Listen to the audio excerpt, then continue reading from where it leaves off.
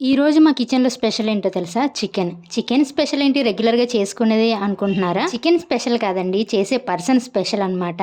ఇవాళ మా ఇంట్లో చికెన్ అండ్ గోంగూర మా నాని ప్రిపేర్ చేస్తున్నారు. మీరుండి తనతో కుక్ చేయించడం ఏంటి అనుకుంటున్నారా? అయితే నాకు ఈ మధ్య చికెన్ గానీ, దాని స్మెల్ కానీ అసలు వాటిని కంప్లీట్‌గా అవాయిడ్ చేశాను. నేనైతే చికెన్ జోలికి అస్సలు వెళ్ళనని చెప్పేసాను.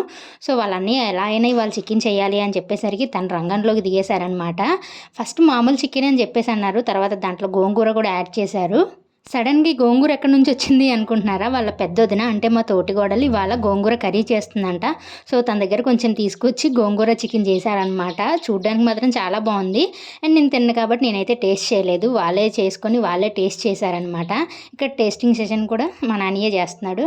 కర్రీ అయితే సూపర్ ఉందంట. ఫస్ట్ కర్రీ అయిపోగానే ఇలా ఒక బౌల్‌లోకి చికెన్ తీస్తున్నాడు. ఎందుకంటే వాళ్ళ వదినకి ఇవ్వటానికి. తను గోంగూర ఇచ్చింది కదా! సో, తనకి చికెన్ ఇవ్వాలంట. అందుకని చెప్పి తన కోసం తీసుకెళ్తున్నాడు.